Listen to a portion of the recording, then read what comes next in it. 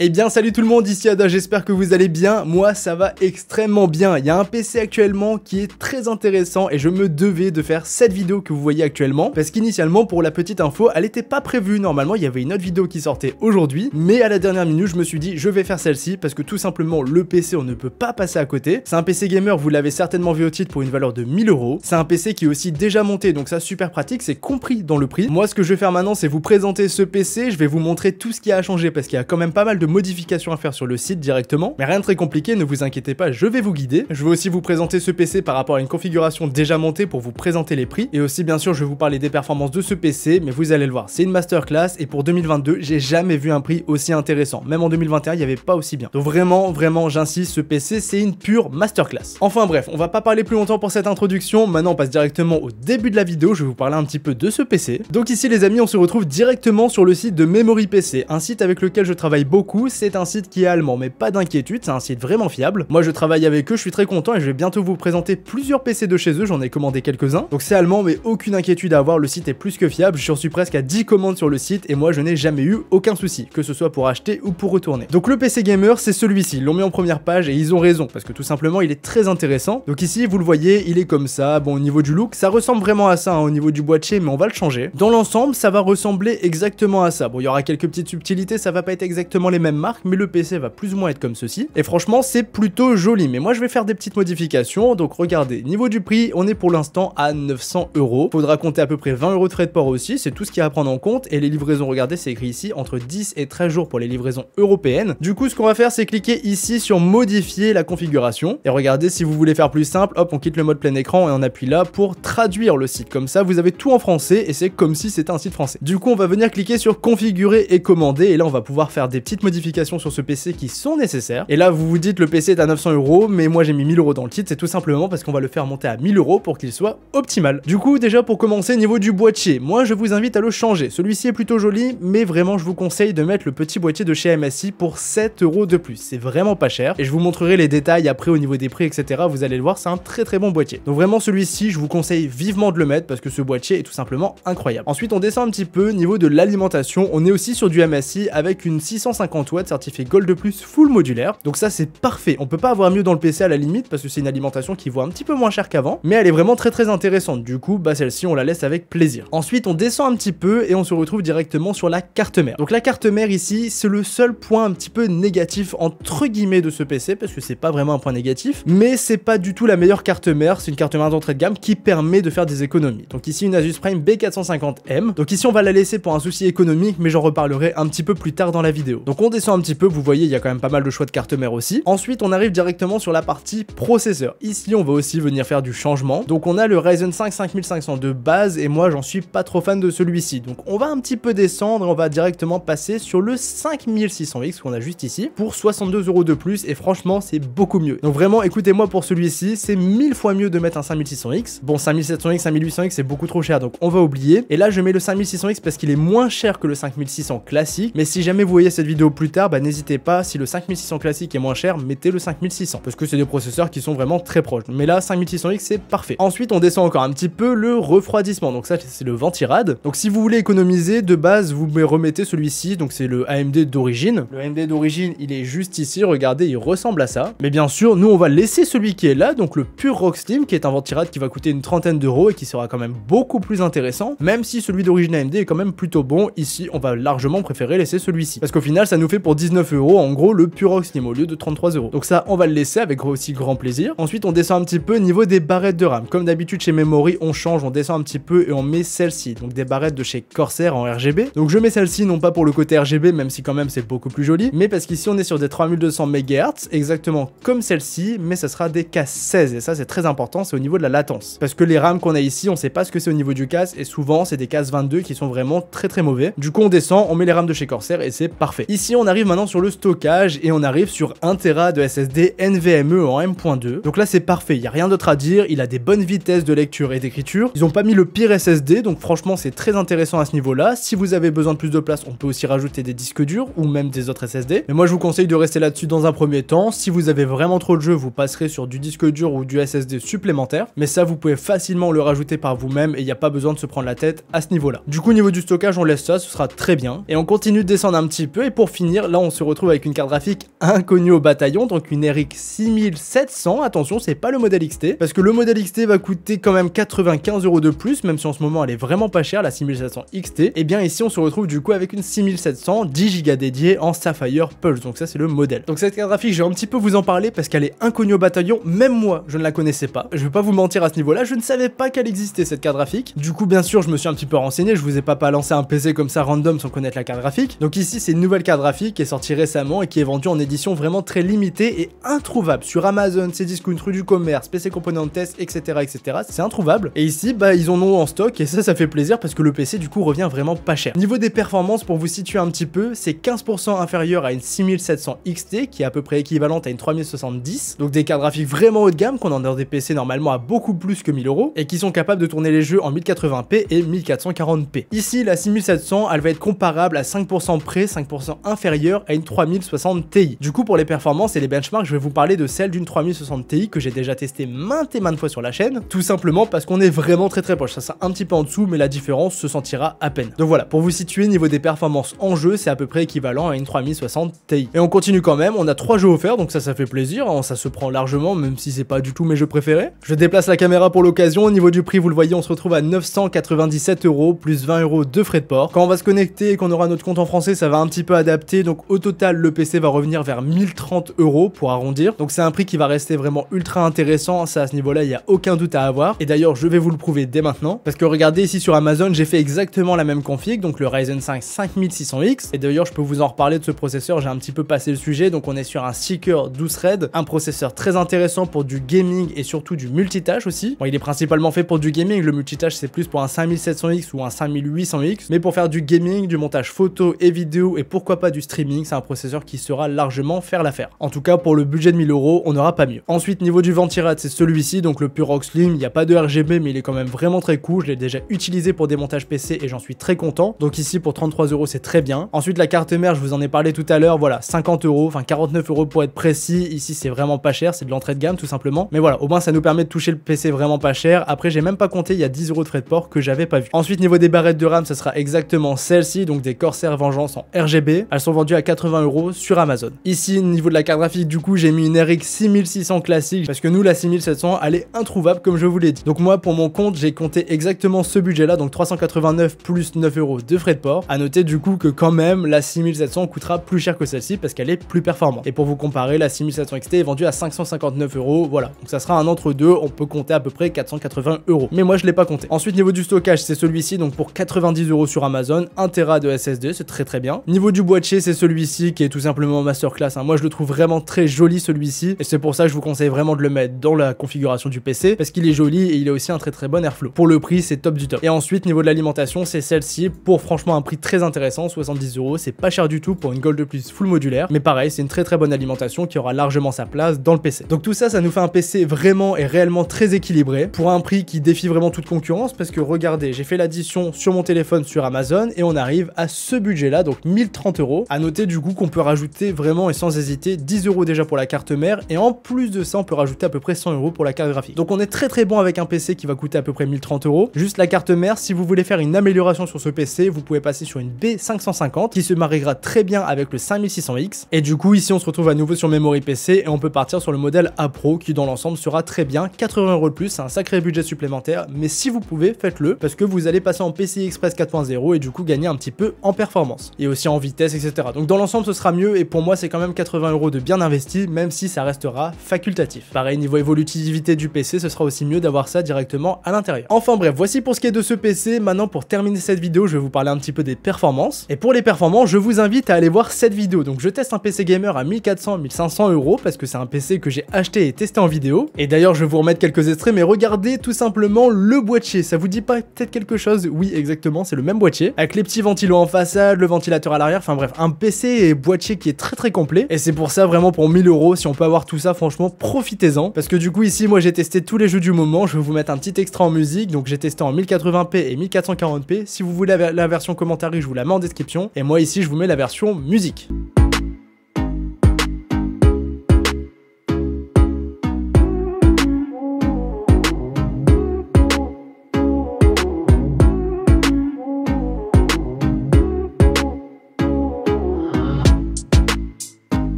bien voilà les amis, j'en ai maintenant terminé avec cette vidéo. Vous avez vu les performances du PC, le PC en lui-même, la comparaison des prix et je vous ai un petit peu tout évoqué. Pour conclure, c'est un PC très intéressant pour 1000 €, je vous l'ai déjà dit plein de fois. Mais pour faire du gaming, du montage photo, du montage vidéo et du streaming, pourquoi pas, ça peut aussi faire le taf. C'est pas le PC le plus adapté à tout ça, je vous conseille des cartes graphiques Nvidia et un processeur 8 cœurs, ce serait pour ça. Mais en soi, si on se serre un petit peu les dents et qu'on stream pas sur les plus gros jeux du moment, vraiment avec des qualités ultra, etc., eh bien c'est un PC qui pourra faire le taf. Donc voilà les amis, je vous laisse avec cette vidéo, j'espère vraiment qu'elle vous aura plu, j'espère vous avoir aidé si vous avez ce budget. Ne traînez pas trop si ce PC précisément vous intéresse, parce que dès qu'il sera plus dispo, je changerai le lien en description pour en mettre un similaire, mais il sera forcément, et c'est sûr et certain, moins intéressant que celui-ci. Enfin bref les amis, moi je vous laisse là-dessus, c'était Yada, on se dit à la prochaine, salut tout le monde.